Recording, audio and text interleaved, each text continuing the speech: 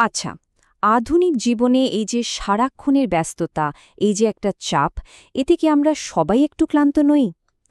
লিও বাবা ওটার কমের শক্তি দর্শনটা ঠিক এখানে আমাদের সাহায্য করতে পারে। এটা আমাদের দেখাবে কিভাবে কম কাজ করেও আরও বেশি শান্তি আর সাফল্য পাওয়া সম্ভব। চলুন তাহলে শুরু করা যাক। প্রথমেই একটা প্রশ্ন করি, কেমন? আচ্ছা, কখনো কি এমনটা মনে হয় যে আমরা সারাক্ষণ একটা দৌড়ের ওপর আছি, মানে কাজের পাহাড় জমছে তো জমছেই, কিন্তু সময় যেন ফুরিয়ে যাচ্ছে?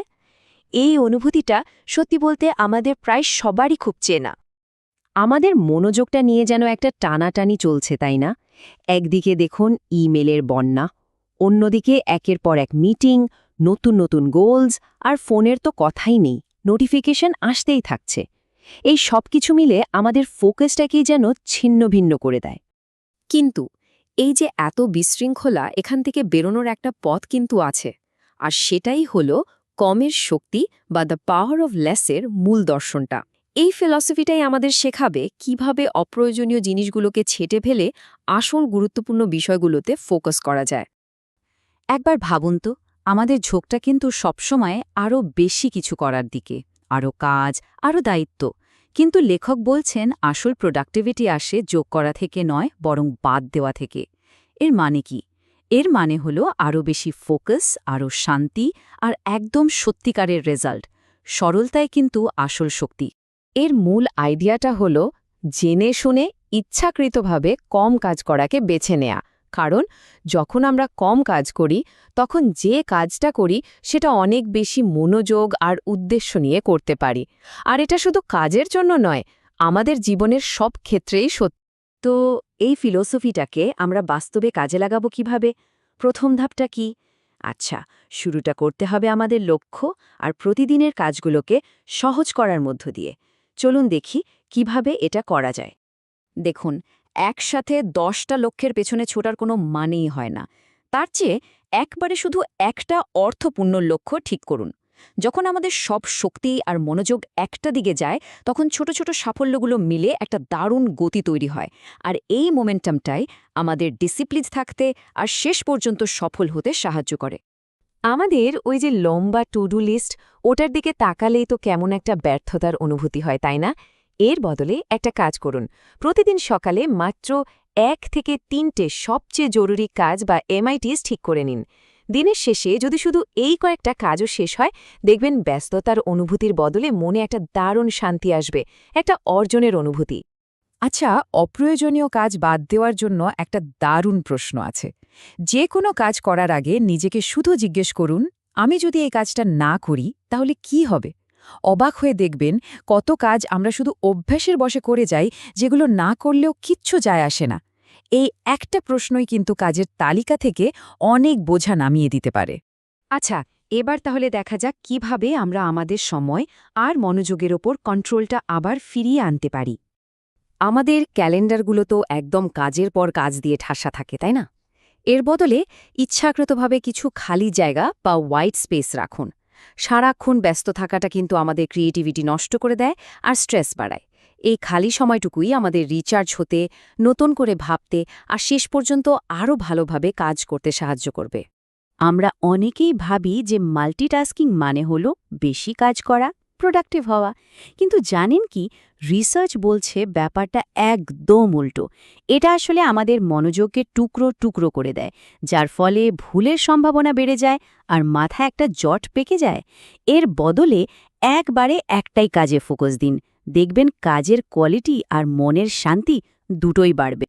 আচ্ছা, যে কোনো পরিবর্তনকে যদি টেকসই করতে হয়, মানে ধরে রাখতে হয়, তাহলে আমাদের অভ্যাস আর পরিবেশটাকেও সহজ করে তুলতে হবে। চলুন দেখি এটা কিভাবে করা যেতে পারে। লক্ষ্যের মতো নতুন অভ্যাস তৈরির ক্ষেত্রেও ওই একই নিয়ম, একবারে একটা। একসাথে অনেক কিছু বদলাতে গেলে কি হয় বলুন তো? আমরা প্রায় হাল ছেড়ে দিই। তাই শুধু একটা নতুন অভ্যাস বেছে নিন আর সেটাকে আপনার প্রতিদিনের রুটিনের একটা স্বাভাবিক অংশ করে তোলার দিকেই মন দিন। নতুন অভ্যাসকে সহজ করার জন্য কয়েকটা দারুণ কৌশল আছে। শুরুটা করুন একদম ছোট করে, যেমন প্রতিদিন মাত্র 5 মিনিটের জন্য ব্যায়াম করা। নিজের চারপাশের পরিবেশটাকে এমনভাবে সাজিয়ে নিন যেন অভ্যাসটা পালন করা ছাড়া আর কোনো উপায়ই না থাকে। যখন একটা সঠিক সিস্টেম তৈরি হয়ে যায় তখন সাফল্য আর ইচ্ছাশক্তির উপর নির্ভর করে না, পুরো ব্যাপারটা অটোমেটিক হয়ে যায়। এতক্ষণ তো আমরা প্রোডাক্টিভিটির নানা কৌশল নিয়ে কথা বললাম। এবার চলুন আরেকটু গভীরে যাই, আমাদের মানসিকতার পরিবর্তন নিয়ে কথা বলি।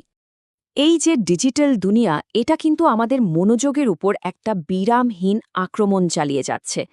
লাগাতার email, news feed, social media এগুলো আমাদের মানসিক শক্তিকে শুষে নিচ্ছে, আর যা আমাদের কাছে সত্যিই জরুরি সেখান থেকে ফোকাসটা সরিয়ে দিচ্ছে। সমাধানটা কি? সমাধান হল ইচ্ছাকৃতভাবে এই তথ্যের স্রোতটাকে কন্ট্রোল করা। ধরুন, দিনে কয়েকবার নির্দিষ্ট সময়ে ইমেল চেক করুন, অপ্রয়োজনীয় নিউজলেটার থেকে আনসাবস্ক্রাইব করে দিন। যখনই আপনি এই ইনফরমেশনের ওপর নিজের নিয়ন্ত্রণটা ফিরে পাবেন, দেখবেন আপনার চিন্তাভাবনাও অনেক পরিষ্কার হয়ে গেছে। এই যে সবকিছু একদম নিখুঁত বা পারফেক্ট করার একটা ঝোঁক আমাদের মধ্যে কাজ করে, এটা কিন্তু প্রায়ই আমাদের কাজ শুরু করতে বা শেষ করতে দেয় না। একটা কথা মনে রাখা খুব জরুরি, কোনো কিছু অসম্পূর্ণ রাখার থেকে কিছুটা ভুল সহ হলেও কাজটা শেষ করা অনেক ভালো। আসল লক্ষ্য তো পারফেক্ট হওয়া নয়, আসল লক্ষ্য হল ক্রমাগত এগিয়ে যাওয়া। একটা জিনিস মাথায় রাখতে হবে, প্রত্যেকবার যখন আমরা কোনো কিছুতে হ্যাঁ বলি, তখন নিজের অন্য কোনো স্বপ্ন বা লক্ষ্যকে আসলে না বলছি। তাই যে জিনিসগুলো আমাদের মূল লক্ষ্যের সাথে মেলে না, সেই সব অনুরোধ বা কমিটমেন্টকে বিনয়ের সাথে না বলতে শিখতে হবে। এটাই আমাদের সবচেয়ে দামি সম্পদ, সময় আর শক্তিকে রক্ষা করবে।